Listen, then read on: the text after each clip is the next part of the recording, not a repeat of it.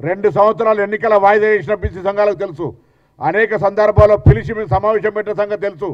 We are not against for 42%, we're for 42%. వాళ్ళ పార్టీలలో stand ఏందో తెలుసుకోవాలి. బీజేపీ బీఆర్ఎస్ వాళ్ళు వాళ్ళని అడగండి.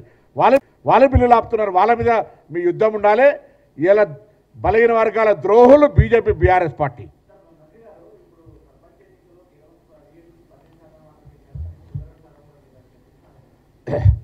శాతాలకు సంబంధించిన అంశంకు సంబంధించి పంచాయతీరాజ్ ప్రిన్సిపల్ సెక్రటరీ గారు, పంచాయతీరాజ్ కమిషనరు, డెడికేషన్ కమిషన్ వాళ్ళు రిప్లై ఇస్తారు అధికారికంగా. అంత డెప్త్ లెక్కలకు సంబంధించి వాళ్ళు ఏ విధంగా ఎక్కడ ఎందుకు ఎట్లా జరుగుతుందో బరాబర్ చెప్తారు ప్రభుత్వం తరఫున వివరణ. ఇక్కడ రాజకీయపరమైన అంశాలకు సంబంధించిన అంశం వస్తూ ఉంది. రాజకీయపరాలకు సంబంధించిన మా పార్టీ మా ప్రభుత్వం జరుగుతున్నటువంటి ప్రక్రియను చెప్తా ఉన్నాం. మేము ఇలా బలహీన వర్గాలు పెద్దలందరూ కూడా, నేను వాళ్ళ ఆకాంక్షలకు వ్యతిరేకం కాదు, మేము ఆ ఆకాంక్షల్లో భాగస్వాములమే. బలహీన వర్గాలకు రిజర్వేషన్ కావాలని వారు పొట్లాడడాన్ని తప్పుపడతలేము. వాళ్ళ రైట్, అది వాళ్ళ ఆర్గనైజేషన్ ఆర్జిన్ అది. కానీ ఎవరు పొరపాటు చేస్తున్నారు, ఎవరు దీనికి అడ్డం పడుతున్నారు, ఎక్కడ సమస్యకు మూల పరిష్కారం ఉంది, తెలంగాణ ప్రభుత్వం తరఫున ఏమైనా లోపం జరిగితే చెప్పండి.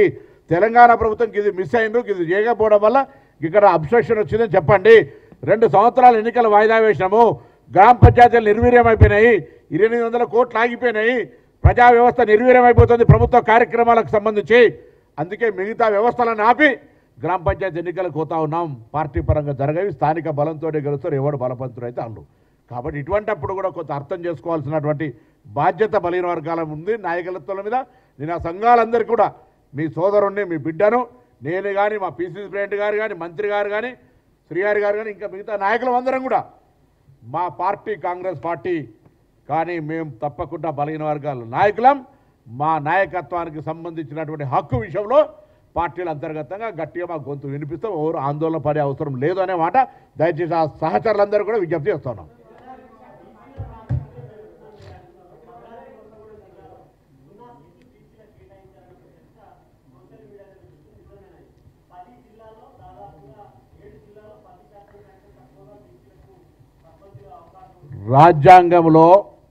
రాజ్యాంగంలో ఎస్టీలకు, ఎస్సీలకు జనాభా ప్రాతిపదికన రిజర్వేషన్లు ఇవ్వాలనే అంశం నాతో పాటు, మీతో పాటు బీజేపీ బీఆర్ఎస్ కూడా తెలిసిందని అనుకుంటున్నా.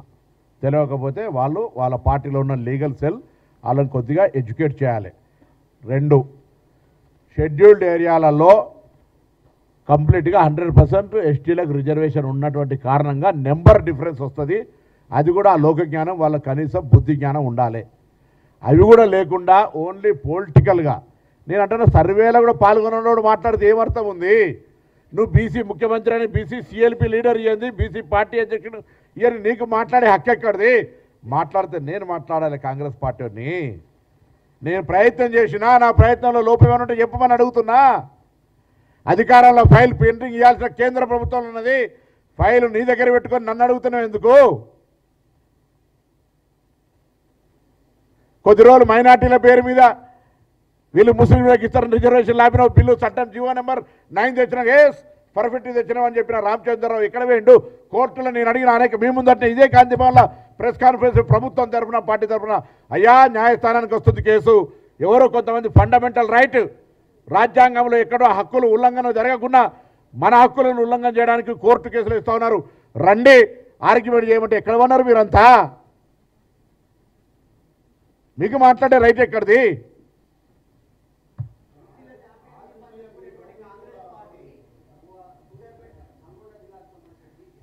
ఇప్పుడు అవన్నీ దిస్ ఇస్ బ్రదర్, డోంట్ డివేట్ అంటున్నా నేను అడిగేది. డోంట్ డివేట్ ఇది ఇష్యూ. దాని తర్వాత ప్రిన్సిపల్ మాట్లాడతారు. అది ఒక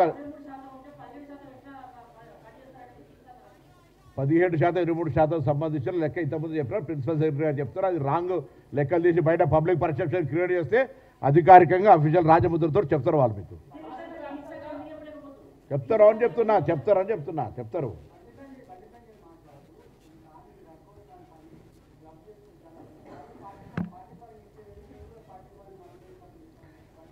అరే వా